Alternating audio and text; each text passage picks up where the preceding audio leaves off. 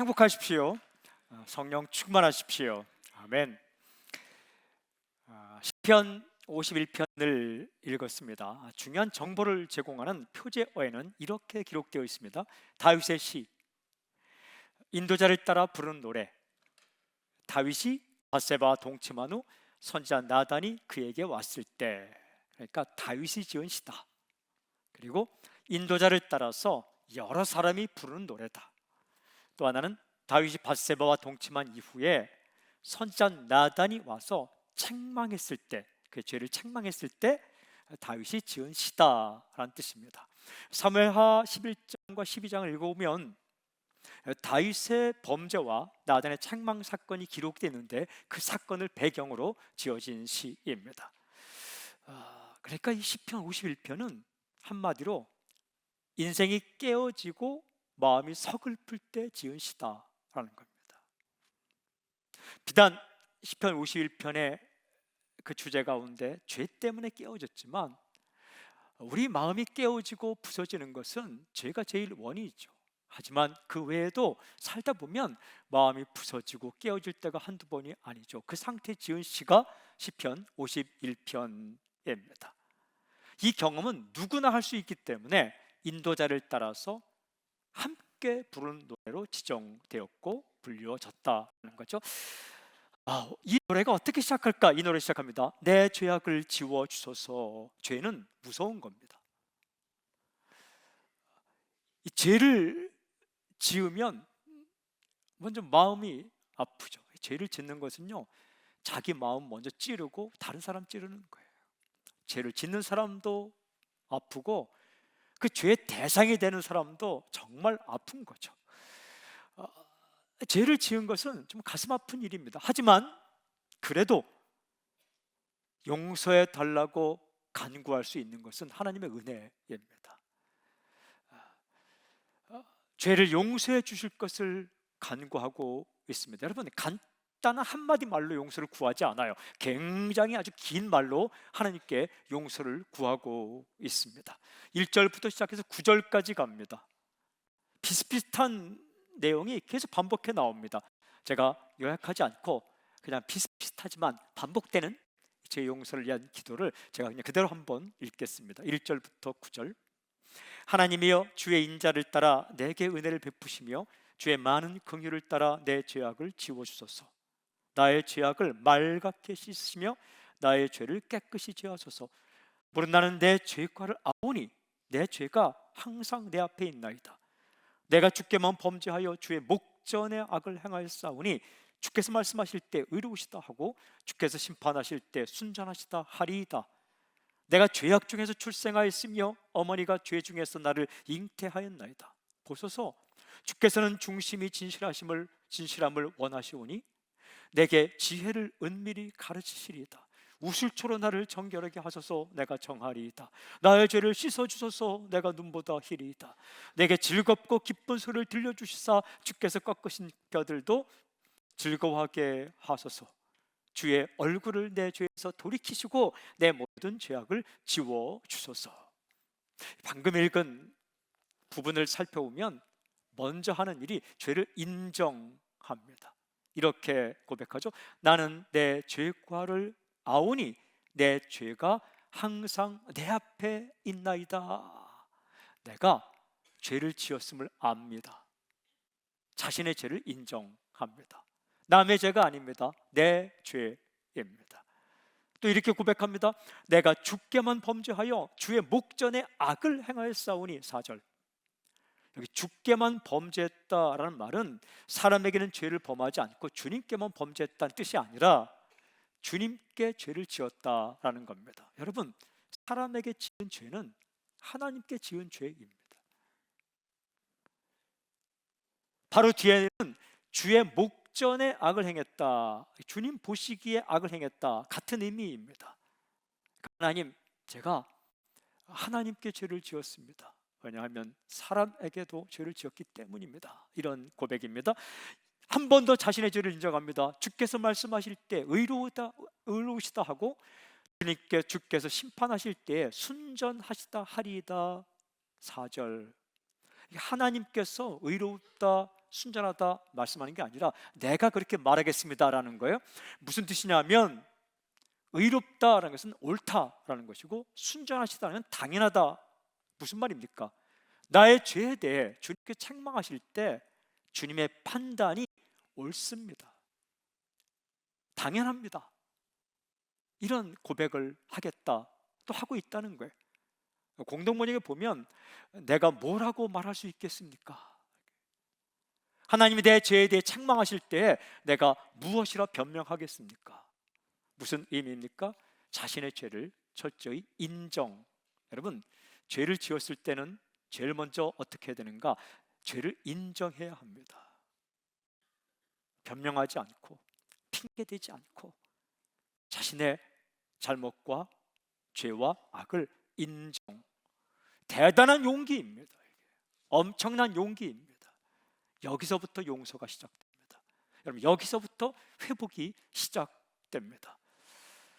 자신의 죄에서 자신의 죄에 대해 너그러서는 안 됩니다. 다른 사람의 잘못과 죄에 대해서는 정말 한없이 엄격한 잣대를 갖다 대고 자신의 죄에 대해서는 너그러서는 안 된다. 죄 문제에 관해서는 자신에게 공정해야 된다. 이게 진정한 용기입니다. 근데 죄를 인정한 이후에 어떻게 하는가?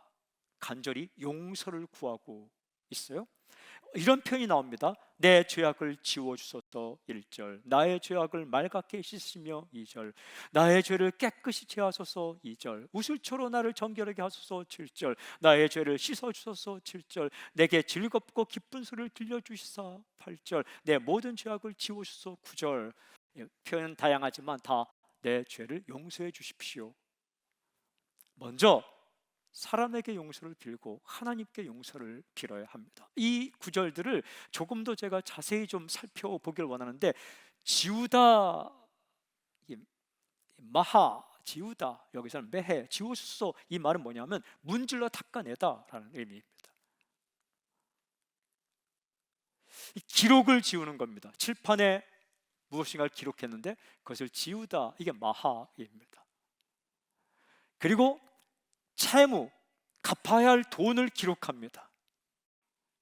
빌려간 돈, 갚아야 할 돈을 이 장부에 기록합니다. 그것을 이제 갚지 않아도 돼, 지우는 거, 이걸 마하라고 합니다. 하나님, 나의 죄의 기록을 지워주십시오. 하나님, 내 죄에 대한 채무를 지워주십시오. 이런 기도입니다. 그 다음, 맑게 씻으시며. 맑게 씻는다라는 건 뭘까? 이것은 옷을 두들겨 패서 깨끗하게 세탁하듯이 철저히 나의 죄를 씻어주십시오.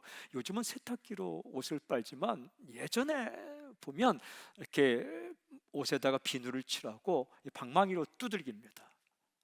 패서 때를 이렇게 나가게 하는 거죠. 하나님, 나를 두들겨 패서라도 내 죄를 용서해 주십시오. 또 깨끗이 하다, 타하르, 이 말은 뭐냐면 쇠에서 불순물을 제거하다. 여러분, 쇠에서 불순물을 제거하고 아주 깨끗한 순도 100%의 99.9%의 금속을 얻기 위해서는 어떻게 합니까? 펄펄 끓는, 이 펄펄 끓을 정도로 온도를 높여야 합니다. 하나님, 불로 태워서 쇠를 순결하게 하는 것처럼 나를 불로 태워서라도 내 죄를 씻어 주십시오. 이런 간구입니다. 우슬초로 나를 정결하게 하소서.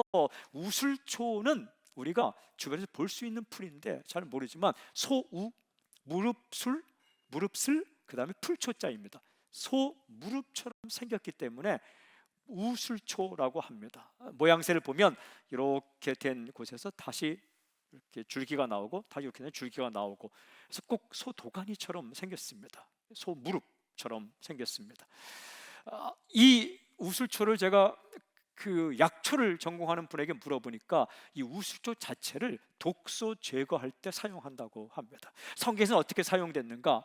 죄를 없앨 때 사용했습니다. 출애굽기 12장에 보면 죽음의 사자가 이집트 애굽 땅을 덮칠 때에 그 인방과 문설주의 양을 잡아서 피를 발랐는데, 그때 피를 어디에 묻혀서 발랐는가? 우슬초에 묻혀서 발랐습니다. 죽음의 사자가 덮칠 때에 죽지 않고 사는데, 또한 나병 환자를 깨끗하게 할 때에 우슬초를 사용했습니다. 그러니까 죄를 깨끗하게 하는데 사용되었고, 또한 독소 제거의 효능이 있는 우슬초를 빗대어서 운이적으로 하나님 나를 용서해 주시고 그 죄의 대가로부터 나를 자유케 해 주십시오. 이런. 그 다음에 즐겁고 기쁜 소리를 들려주사. 여기 즐겁고 기쁜 소리, 여러분, 죄를 지은 사람이 들을 수 있는 소리 가운데 가장 즐거운 소리가 무엇입니까? 용서라는 말입니다. 내가 사람에게 잘못해서 용서를 구할 때 그의 입술로 들을 수 있는 말 가운데 가장 기쁜 소리가 무엇입니까? 됐어, 이젠 됐어, 이런 소리이지 않습니까? 하나님, 나에게 그 소리를 들려주셔서 내 마음이 기쁘고 즐겁게 해주십시오. 이 모든 표현이 다 죄를 용서해 주십시오라는 의미를 가지고 있습니다. 간절히 여러 번 다른 표현을 사용해 가면서 구하고 있는 것. 먼저 자신의 죄를 인정, 그리고는 용서를 구하는 것. 대단한 용기입니다. 여기서부터 회복이 시작되는 거예요. 자신도 회복되고 관계도 회복되고 남도 회복되는 것. 저는 말씀을 더 묵상하기 전에 여러분, 살다 보면 때 묻습니다. 왜? 세상 가운데 살고 있기 때문에. 크리스찬들은 죄 안 짓습니까? 예수 믿은 이후에도 죄를 짓습니다. 지어도 좋다는 이야기가 아니라 실존입니다. 현실입니다. 세상 속에 살기 때문에 우리가 잘못을 범해도 말로도 생각으로도 폭력으로도 여러 가지 법을 통해서 죄를 짓게 됩니다. 그때 어떻게 할 것인가? 오늘 영적 비밀 첫 번째는 자신의 잘못이 깨달아졌을 때는 정말 1초라도 더 빨리 인정. 그 다음에는 그 대상자가 내 곁에 있고 살아있다면 사람에게 용서를 빌고, 그리고 사람에게 지은 죄는 100%지 하나님 앞에서 짓는 죄이기 때문에 하나님께 또 용서를 구하고. 그런데 놀라운 영적 비밀이 있어요. 여러분, 하나님 앞에 서게 되면 나의 잘못과 죄를 더 깨닫게 됩니다. 마태복음 5장에 보면 너희가 예물을 하나님께 드리다가 내 형제에게 잘못한 것이 생각나거든 그 예물을 두고 먼저 가서 그 형제에게 용서를 빌고 와서 예물을 드려라. 이게 예물을 하나님께 드리다가 너의 형제에게 잘못한 것이 생각나거든 이렇게 돼 있어요. 여러분, 참 신기하죠? 뭐 어때? 뭐 그 한마디 한 게 뭐 이렇게 잘못이야? 내가 뭐 잘못했어? 하다가 주 앞에 서면요, 주님께서 빛을 비추어 주실 때 드러나지 않는 나의 잘못과 죄들이 생각나거든요. 깨달아지거든요. 자기가 대단한 줄 알아요. 하나 잘못 없는지 알아요. 그런데 하나님 말씀 앞에 하나님 앞에 서게 되면 그렇게 자기가 깨끗하지 않거든요. 완벽하지 않거든요. 여러분, 다 똑바른 줄 알아요. 하지만 줄자 갖다 대면 다 비뚤어져 있거든요. 다림줄 건축을 할 때에 위에서 줄을 가지고 내리면은 비뚤어진 게 보이거든요. 다 완전한 줄 알아요. 다 깨끗한 줄 알아요. 빛을 비추면 더러운 거 다 드러나거든요. 이 공간에 정말 먼지 하나 없는 것 같지만 더 강한 빛을 비추면 여기 엄청난 먼지가, 인생이 다 그런 거예요. 여러분, 하나님 앞에 가까이 서는 것만큼 나의 잘못을 알게 되고 안 것만큼 더 거룩하게 되고 여러분 더 아름다워지는 거죠. 인정. 혹시 여러분들이 잘못한 일을 이렇게 생각나고 혹은 드러나거든, 여러분 용기 있게 인정, 그리고 사람에게 하나님께 정말 쏘리하며 용서를 구하십시오. 그리고 여기서 끝나지 않고 시인은 어디까지 나가느냐? 이렇게 노래합니다. 내 안에 정직한 영을 새롭게 하소서. 회복을 위해 간구합니다. 회복을 위해. 여러분, 용서는 됐어 라고 한순간 또 용서할 수 있지만 그것 때문에 깨진 마음과 상한 마음은 이게 한번 용서한다고 바로 회복되는 게 아닙니다. 시간이 걸려요. 시간이 참. 그리고 그 죄 때문에 깨어지고 부서진 이 상처난 마음은 정말 오래 갑니다. 하나님께 이렇게 기도, 내 안에 정직한 을 새롭게 해주십시오. 회복을 위해 간구합니다. 이 회복을 위한 간구가 쭉 되는데, 여러분, 죄를 지으면 어떤 일이 일어날까? 죄를 지으면 마음이 상합니다. 죄를 지으면 관계가 깨어집니다. 창세기 3장에 보면 아담과 하와가 죄를 지었어요. 그때부터 아담과 하와의 관계가 깨졌습니다. 4장에 보면 가인과 아벨의 관계가, 형과 동생의 관계가 깨어졌습니다. 서로 죽일 생각을 하고 죽이고, 그 다음에 갈라지고 비판하고 핑계대고, 이 안에 있는 소중한 것들이 깨어진다. 여러분, 예수님 이미 믿은 사람이 죄를 짓게 되면 어떻게 될까? 구원이 취소되지는 않습니다. 구원이란 우리 행동을 받는 것이 아니라 예수님의 십자가의 피로 모든 죄가 용서되는 것. 그러니까 네가 예수님을 마음에 맞이하면, 실수가 있고 범죄가 있더라도 십자가의 피로 너의 죄를 용서해 주고, 이게 약속이기 때문에 그 구원은 취소되지 않습니다. 예수님 믿은 후에 여러분이 거짓말했다고, 예수님 믿은 후에 당신이 폭력을 가했다고 해서 당신이 얻은 구원 자체가, 하나님의 자녀라는 신분 자체가 취소되지는 않습니다. 마음대로 죄를 지으라는 얘기가 아니라 이게 은혜이고 이게 약속이고 이게 하나님의 사랑인데, 그러면 예수 믿은 사람이 구원이 취소되지 않지만 죄를 지었을 때 어떤 일이 벌어지는가? 마음이 깨집니다. 관계가 깨집니다. 자기만 깨지는 게 아니라 그 죄의 대상이 된 사람은 더 깨집니다. 여러분, 죄를 지으면 자기 마음이 먼저 깨져요. 그런데 지은 사람보다 그 죄의 대상이 된 사람은 더 깨져요. 때리는 사람도 마음이 벌써 때린다는 건요, 마음이 깨어진 상태에서 때리는 거예요. 맞은 사람은 얼마나 마음이 상합니까? 관계가 깨집니다.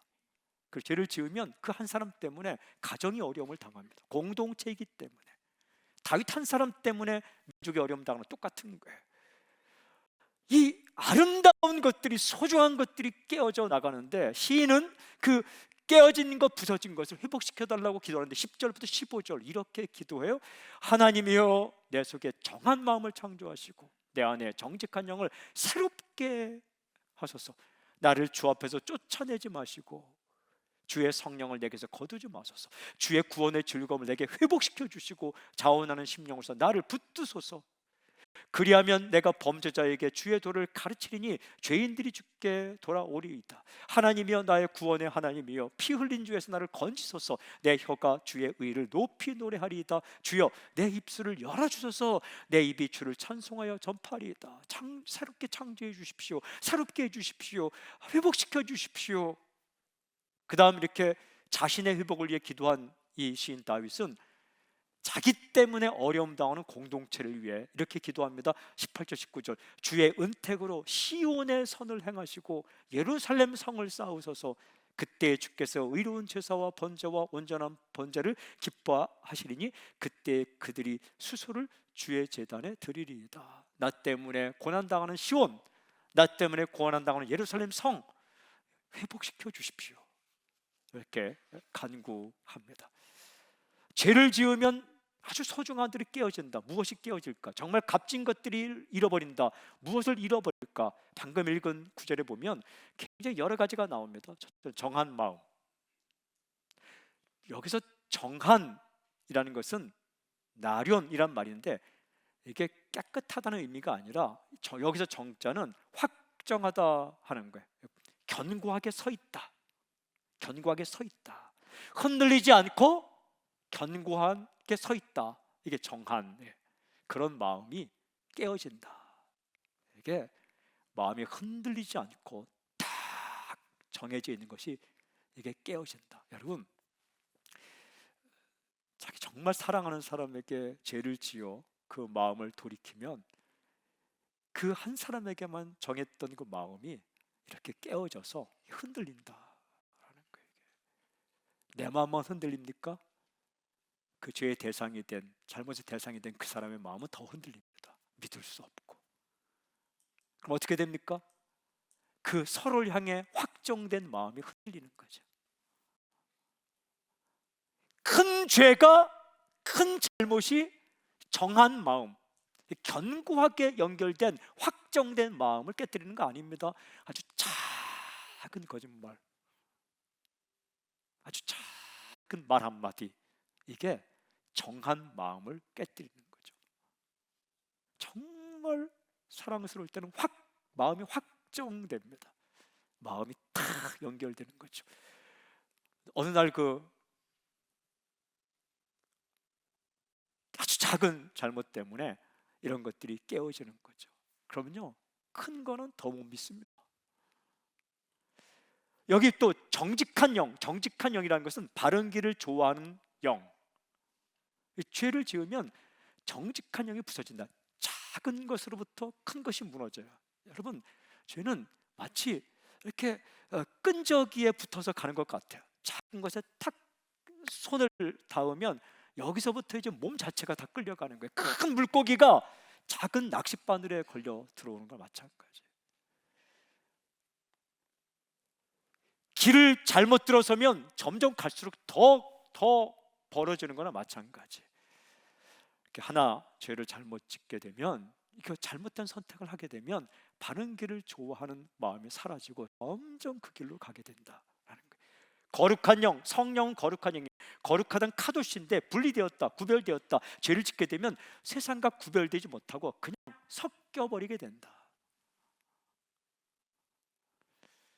즐거움, 여기 즐거움인데 구원의 즐거움, 하나님의 자녀고 그리고 그 하나님의 백성이 되었다는 즐거움이 있었는데 죄를 짓게 되면 그 관계도, 그 즐거움까지 여기 기도해 보니까 뭐예요?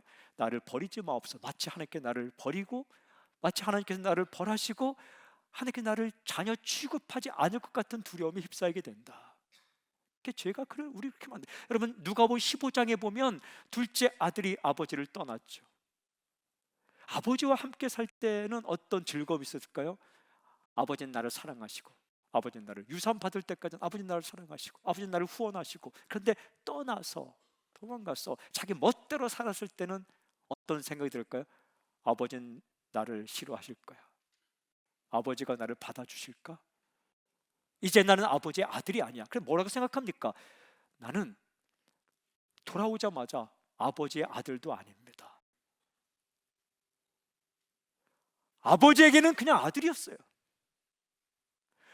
그때도 아들이고 지금도 아들인데 죄를 짓고 나니까 아버지의 마음이 변하지 않았는데 이 아들의 즐거움이 사라진 거예요. 아버지는 나를 싫어할 거야. 아버지는 나를 받아주지 않을 거야. 아버지는 나의 양식을 주지 않을 거야. 그냥 가서 얼마나 쓸쓸한 겁니까? 또 그렇게 와서 나는 아버지의 아들이 이제 아닙니다. 아버지는 나를 사랑하지 않고 할 때 아버지의 마음은 얼마나 더 쓸쓸한 겁니까? 이게 이 죄가 이렇게 갈라놓는다는 겁니다. 구원의 즐거움, 또 자원하는 심령은 정말 아름다운 겁니다. 억지로 하는 마음이 아니라 자발적으로 하는 마음. 저는 사람 살리는 교회가 처음 시작할 때에 그 안내도 자발적으로 그래서 안 세웠습니다. 답답한 사람이 첫 주에 목사님 어디서 예배드리는지는 알려줘야 되지 않습니까? 그래서 제가 당신이 써놓으세요 그랬습니다. 그게 자원하는 마음입니다. 근데 그게 아름다운 거예요. 조적을 짜고 시키고 몇 번을 이야기하고 이게 아니라 그 자원하는 마음. 근데 죄를 지으면 그 마음이 사라진다는 거예요. 억지로 마지못해 도살장에 끌려가는 죄처럼. 저는 로비에서 열심히 이렇게 웰컴 하시는 분들을 보면 자원하는 심령으로, 그게 아름다운 거예요. 그게 이제 로테이션 하면서 1조, 2조, 3조, 4조 하면 그때는 억지로 그러면 안 하면 되는 거예요. 여러분 또다시 자원하는 마음. 근데 참 땡큐하고 감사하고, 사람이 볼 때 이렇게 아름다운데 하나님 보실 때 얼마나 아름답게. 우리 이렇게 볼 때 싱어 뒤에 있는 콰이어 분들 볼 때 자원하는 마음으로.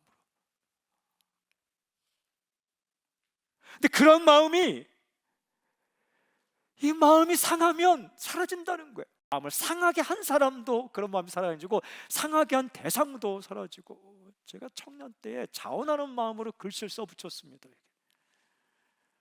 제가 글씨를 이렇게 좀 썼습니다. 그리고 이 공간 감각이 있어서 이렇게 큰 글씨 이렇게 써서 간판 같은 거, 광고 간판이나 이런 것들을 좀 했습니다. 그래서 교회 기쁘다 구주 오셨네, 축 성탄, 뭐 축 결혼, 뭐 이런 거 다 했습니다. 근데 어느 날 어떤 분이 저에게 해서는 안 된 말을 저에게 하지 않고 제가 듣는 중에 다른 사람에게 했습니다. 마음이 딱 상했는데 마음이 싹 사라지더라고요. 그냥. 왜 내가 이걸 해? 착한 제가 왜 이걸 내가 해? 자원하는 심령이 싹 사라지더라고요. 하다가도 그분 얼굴만 보면 안 하게 되더라고요. 이게 쓸쓸하더라고요. 그렇게 즐겁게 자원하는 마음으로 밤을 새가면서 그 교회 장식한다고 별을 달고, 그 시골 교회는 뭐 시골도 아니었지만 그 종탑이 있습니다. 종탑이 건물 올라가서 끝으로 가서 거기서 다시 사다리를 타고 올라가야 됩니다. 이거 굉장히 높습니다. 어질어질합니다. 그거요, 정말 두 마음이 있지 않으면, 첫 번째는 하나님을 사랑하는 마음, 아니면 자기가 좋아하는 자매가 박수치지 않는 한 못 올라가는 겁니다. 이게 그걸 그렇게 올라가서 하는데, 그 말 한마디가, 해서는 안 되는 말이 자원하는 심령을 싹 걷어가더라고요. 그게 자신의 죄를 짓든 아니면 다른 사람의 그 말로 상처받든 이게 사라져. 얼마나 쓸쓸한 겁니까? 여기 보면 주의 도를 가르치리니, 이 뭐냐면 하나님께서 원하시는 길을 다른 사람에게 가르치는 것, 간증하고 가르치는 것. 이거 얼마나 아름다운 겁니까? 근데 죄를 짓게 되면 이거 할 수 없게 된다. 왜냐하면 여러분, 죄를 지은 사람이 와서 다른 사람에게 주님의 도를 가르친다고 생각하면 누가 듣겠습니까?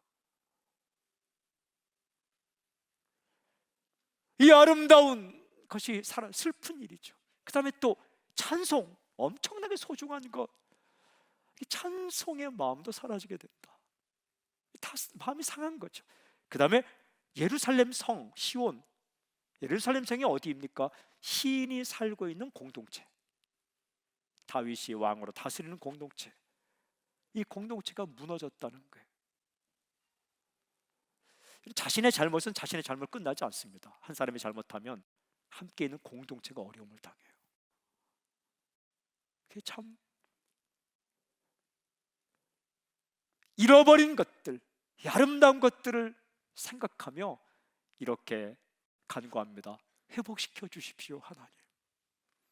마음도 회복시키시고, 하나님 관계도 회복시키시고, 하나님 무너진 마음, 이 무너진 관계, 이게 깨어진 삶, 부서진 삶, 죄 때문에 이렇게 정말 잘못으로 이 무너진 나의 공동체 회복시켜 주십시오. 개인 영성, 자신을 위한 기도도 하지만 공동체 영성, 자신의 공동체를 위해서도 기도합니다. 여러분, 개인적인 회복을 위해 기도하다 보면 반드시 다른 사람을 위한 회복을 위한 기도로 나아가게 되고, 다른 사람의 회복을 위한 기도는 반드시 공동체 회복을 위한 기도로 나아가게 돼 있어요. 개인 영성과 공동체 영성이 연결돼요.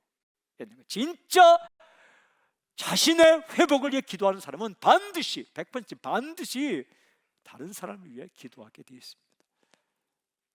이게 참 연결되어 있어요. 죄가 있는 곳에 깨어짐이 있습니다. 하지만 죄를 인정하고 용서를 간구하다가 어디까지 가느냐, 이 깨어진 부서진 부분들을 다시 쌓기를, 다시 회복시켜 주기를, 창조해 주시기를 이렇게 간구하고 있어요. 굉장히 중요한 질문. 제가 이 시편 51편을 읽다가 마음에 질문이 생겼어요. 좀 뻔뻔하지 않는가? 죄도 자기가 짓고 잘못도 자기가 했는데 어떻게 또 하나님께 나와서 뻔뻔하게 용서해달라고 기도할 수 있는가? 이렇게 구할 수 있는 근거가 무엇일까? 좀 잘 될 때 조심하지. 다 부서지고 깨어진 그 상태에서 아주 뻔뻔스럽게 나와서 이렇게 다시 회복을 간구할 수 있는 그런 이유가 무엇일까? 근거가 무엇일까? 어떤 생각으로 다시 하나님께 나아갈 수 있었을까? 하나님을 도대체 어떤 분으로 생각하길래, 하나님을 정말 어떤 분으로 생각하길래 하나님을 정말 쉽게 생각해서 나갔을까? 하나님은 어떤 분으로 생각하길래? 여러분, 정말 완전히 마음을 바꾸지 않는 분이라 생각하면 절대 못 나갑니다. 그 변덕이 많은 하나님이라고 생각했을까? 아니, 어떻게 이렇게 나갈 수 있었을까? 이 질문을 가지고 시편 51편을 다시 읽어가다가 정말 놀라운 영적 비밀을 깨닫게 되었어요. 바로 처음부터 끝까지 나오는 이 노래인데, 바로 이 노래입니다. 하나님께서 구하시는 것은 상한 심령이다. 하나님께서 보시는 것, 하나님께서 나를 향해 원하시는 것, 하나님께서 나에게 구하시는 게 뭘까? 이 다윗이 상한 심령이다 이렇게 깨닫게 돼. 이게 1절부터 나오죠. 1절 하나님이여 주의 인자를 따라 내게 은혜를 베푸시고 주의 많은 긍휼을 따라 내 죄악을 지우소서. 여기 내게 은혜를 베풀어 주십시오, 내 죄악을 사해 주십시오, 용서해 주십시오라는 기도 앞에 굉장히 중요한 고백이 나옵니다. 주의 인자를 따라, 주의 많은 긍휼을 따라. 주의 인자, 주의 긍휼. 이게 죄를 지었음에도 불구하고 마음이 깨어진 상태에서 용서와 회복을 위해 간구할 수 있는 이유와 근거입니다. 인자는 사랑입니다. 헤세드란 히브리어인데 사랑, 누구의 사랑? 하나님의 사랑. 어떤 사랑? 끝없는 사랑, 변함없는 사랑, 한이 없는 사랑, 조건 없는 사랑, 다시 기회를 주시는 사랑. 3번이나 부인한 베드로를 예수님이 찾아가셔서 3번 다시 물어보시면서 3번 물어보면서 다시 용서하시고 기회를 주신 그 사랑을 헤세드라고 말하는 거예요. 죄를 짓고 하나님을 떠난 인간들을 사랑하셔서 다시 기회를 주신 이 사랑을 헤세드라고 말해요. 그 주의 그 헤세드 사랑, 긍휼, 주의 긍휼. 여기 긍휼은 라하임이라는 단어인데 사전을 찾아보니까 너무너무 놀라운 사실은 이게요, 그냥 단어가 아니라 엄마의 자궁을 말하는 거예요.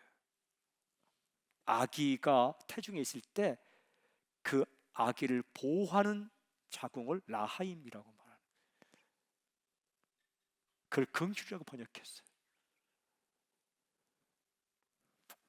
꽉 감싸서 보호해주는, 이렇게 꽉 감싸는. 이게 또 다른 의미가 있는데 창자라는 의미가 있어요. 자궁이라는 의미, 그 창자는 뭐예요? 내 창자가 끊어질 듯한 아픔으로 공감한다. 이게 라하임, 긍휼이에요. 컴패션.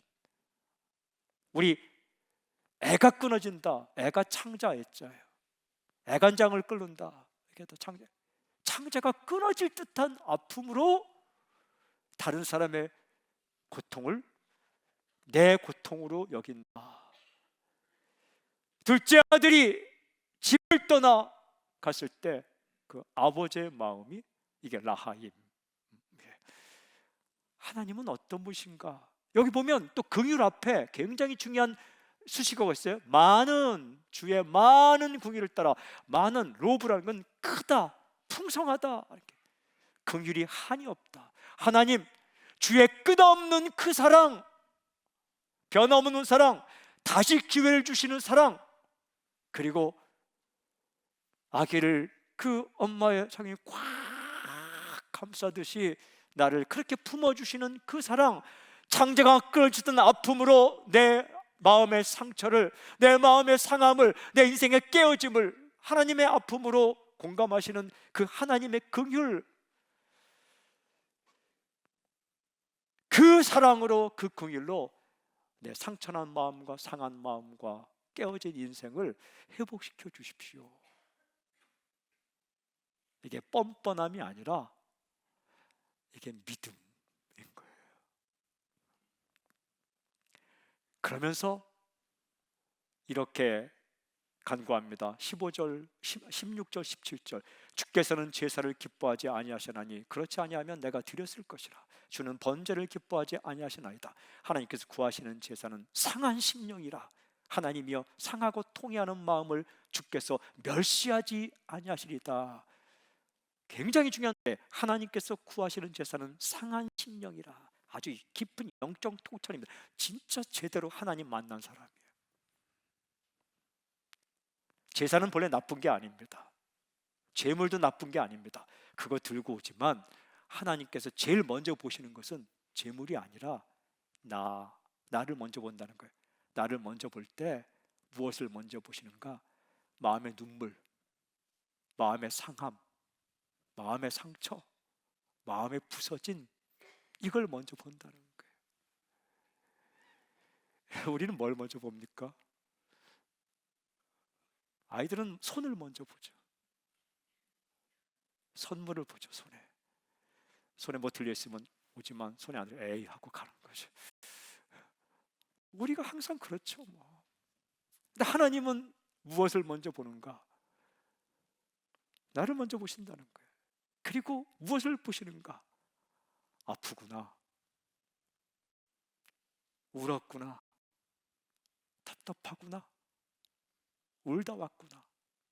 그 원인이 내가 지은 죄일 수도 있고, 다른 사람이 지은 죄 때문에 내가 고난받을 수도 있고, 죄뿐만 아니라 여기서는 한 가지 죄지만 내가 정말 바라고 꿈꾸다가 노력했지만 되지 않은 것일 수도 있고, 이래저래 정말 여러 가지 이유로 상하고 부서지고 무너지고 깨어진 그 마음을 하나님께서 먼저 보신다. 그리고 성경 보니까 상하고 통회하는 마음을 멸시하지 않는다. 여기 상하고 통회하는 마음, 정확하게 상한 심령을, 이 상한 심령이란 말이 나오는데 그것을 상하고 통회하는 마음, 상한 마음. 통회한다는 것은 정확히 보면 닥하라는 일인데 부서졌다. 여기 막 부서진, 이렇게 표현하고 있습니다. 하나님께서 구하시는 것은 상한 심령이다. 제가 이 노래를 적어놓고 여러 번 읽었습니다. 하나님께서 구하시는 것은 상한 심령이다. 아, 그렇구나. 은혜가 되더라고요. 감동이 되었습니다. 상한 심령으로 하나님 앞에 엎드릴 때, 깨어쓰고 부서진 마음으로 주 앞에 엎드릴 때 하나님께서는 그걸 먼저 보시는구나. 그리고 또 그것을 회복시켜 주시고, 다시 쌓아 주시고, 만져 주시고, 회복시켜 주신다. 하나님의 그 크신 긍휼로, 하나님의 그 끝없는 사랑으로. 제가 오늘 설교 제목으로 정했습니다. 그리고는 먼저 저를 위해 기도했고, 성도님들을 위해 기도했고, 또 특별히 생각나는 몸이 아프거나 혹은 인생 여러 가지 삶 속에서 상한 마음, 부서진 마음, 깨어진 마음으로 있는 사람의 이름을 불러가며 제가 기도했습니다.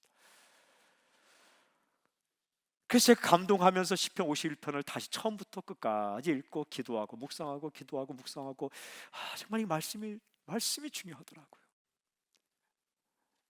이 말씀을 읽으니까 이 기도를 하게 되고, 이 기도를 하게 되니까 마음이 따뜻해지고 자꾸 눈물도 나고 막 그렇더라고요. 제가 요 며칠 사이 계속 눈물이 여기까지 와 있어요. 이걸 안 흘리려고 애쓰니까 더 이게 힘들니까 울어버리면 되는데, 울어버리면 또 이게 그냥 심파가 되니까 이게 웃지 않고 이렇게 사람을 만나도 눈물이 여기까지 와 있어요. 여기까지 이렇게. 그러다가 예수님께서 하신 말씀이 생각났어요. 마태복음 5장 4절. 애통하는 자는 복이 있나니 그들이 위로를 받을 것이며. 애통이 무슨 복입니까? 마음 상한 게 무슨 복입니까? 살다가 마음이 깨어진 게 무슨 복입니까? 그런데 복이 있다. 왜? 하나님의 위로를 경험할 것이기 때문이다. 하나님의 위로를 경험할 것이기 때문이다. 사랑하는 여러분, 살다 보면 마음이 상할 때가 있습니다. 깨어질 때가 있습니다. 큰 것 때문에 깨어지지 않습니다. 아주 작은 것 때문에. 가장 큰 원인은 죄, 내가 지은 죄, 다른 사람이 지은 죄로 내게 온 영향력일 수도 있지만, 여러분, 정말 나의 꿈이 무너졌을 때, 그리고 육체적인 이 호르몬 계통이나 이 모든 계통으로 인해서 괜시리 내 마음이 무너지고 어두워지고 근심될 때, 사랑하는 여러분, 하나님은 멸시하지 않으십니다. 너 그것밖에 안 돼? 또 나에게 온 거야? 아닙니다. 하나님 앞에 하나님 아버지 부르면 하나님은 먼저 나를 보십니다. 그 집을 나간 탕자가 아버지께 왔을 때 아버지는 그의 몰골을 보지 않았어요. 그의 옷을 보지 않았어요. 너 거지같이 입고 왔냐? 안 했어요. 그냥 내 아들이구나, 안아줬다고, 목을 어긋맞히고 안았어요. 그 아버지가 한 말이 기록되지 않지만 제가 기도하는 가운데 무슨 말을 했을까? 저는 딱 2마디 아니면 3마디 했을 것 같아요. 제가 한번 작가라면 3마디. 잘 왔어, 고생했구나, 내 아들아, 이렇게 했을 거예요.